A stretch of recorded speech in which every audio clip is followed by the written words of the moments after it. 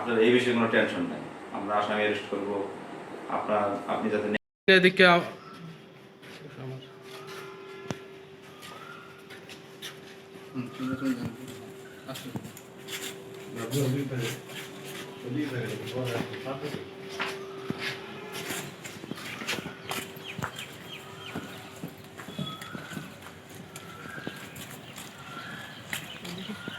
চলে